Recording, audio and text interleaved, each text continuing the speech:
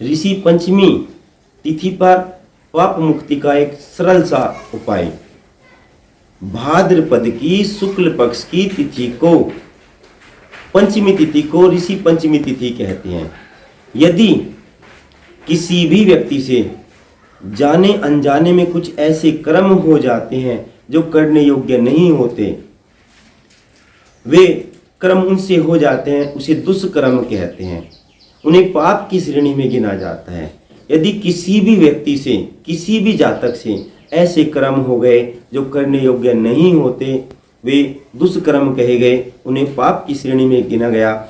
यदि ऋषि पंचमी तिथि पर कुछ छोटे छोटे उपाय करते हैं तो इन सभी दुष्कर्मों से, इन सभी पापों से उनकी मुक्ति होती है। वैसे तो इस तिथि के दिन प्रत्येक स्त्री को छोटे छोटे उपाय करने चाहिए, क्योंकि प्रत्येक स्त्री से कुछ ऐसे कर्म होते हैं जो जाने अनजाने में होते हैं। जब स्त्री राजस्वला होती है तब उसे जैसे खाना नहीं बनाना चाहिए तो वो कर्म करती है, तो उससे वो पाप की श्रेणी में गिना जाता है। वो किसी अनजान व्यक्ति का दर्शन नहीं हो पाता, नहीं करना चाहिए राजस्वला में, तो उन्हें करना पड़ जाता है, तो वो पाप की श्रेणी में आ जाते हैं। इन सभी पापों से मुक्ति पाने के लिए प्रत्येक स्त्री को ऋषि पंचमी तिथि के दिन व्रत करना चाहिए।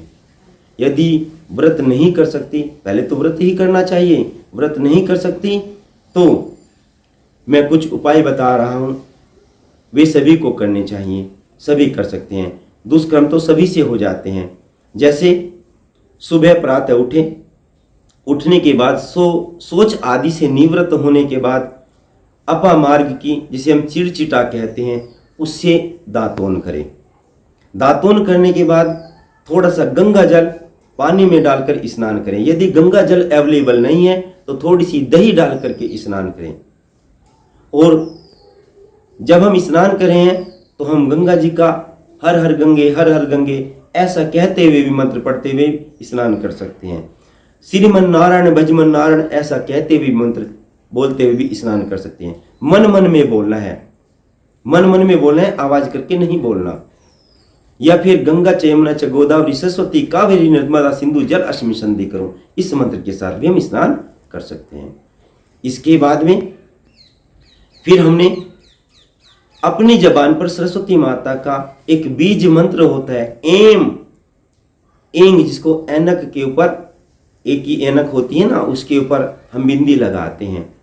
एंग बीज मंत्र मैं डिस्क्रिप्शन बॉक्स में भी आपको दे दूंगा। उस मंत्र को जबान पर शहद से लिखें। फिर शाम के समय हम शिव मंदिर में जाकर के सामक के चावल की खीर बना करके शंकर भगवान जी को भोग लगाएं। उस भोग के प्रसाद को उठा करके गाय को खिलाएं, बछड़े को खिलाएं, या प्रसाद के रूप में बांट करके खाएं। सबसे अच्छा होता है कि गाय को या बछड़े को खिलाया जाए इस प्रसाद को, और उसी थोड़ा सा जो प्रसाद बच जाता है उस प्रसाद को हम परिवार में बांट करके खाएं, सबसे अच्छा होता है। जो व्रत रखता है शाम को सामक के चावल से अपना उस प्रसाद से अपने व्रत को में प्रसाद ग्रहण कर सकते हैं। पूरे दिन पानी नहीं पिया जाता, नारियल पानी से हम व्रत में नारियल पानी पी सकते हैं। जब हमने सुबह स्नान किया, स्नान करने के बाद सप्त ऋषियों का नाम लेकर के हम उनका पूजन करें। शाम के समय जब हम शंकर भगवान जी को शिव पिंड पर भोग लगाएं तो हम सप्त ऋषियों का भी वहां भी जाप करें।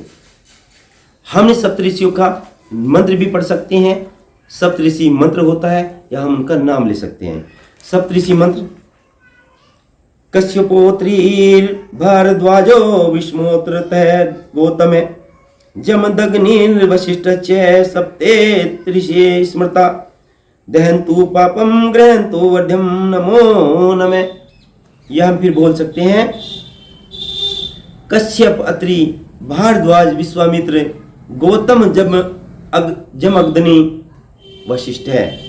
हम इन सप्त ऋषियों का नाम लेकर भी उनसे क्षमा प्रार्थना कर सकते हैं, कह सकते हैं हम सप्त ऋषियों के शीर्षण कमलों में प्रणाम करते हैं, अपनी अपनी कृपाओं से हमें अनुग्रहित करें। इस क्रिया को हम कर सकते हैं ऋषि पंचमी के दिन। यदि ऋषि पंचमी तिथि से लगातार 40 दिन तक कोई चिरचिटे की जड़ की दातून करता है तो उसके कंठ में सरस्वती का वास आ जाता है, उसकी वाणी सिद्ध हो जाती है। हम सदा सदा के लिए भी हम चिरचिटे की जड़ से दातून कर सकते हैं। हम प्रतिदिन जबान पर शहद से मां सरस्वती का बीज मंत्र एंग लिख सकते हैं। तो आज का हमारा केवल विषय था ऋषि पंचमी पर छोटे से उपाय से होगी पाप मुक्ति का एक साधन सा सरल सा उपाय।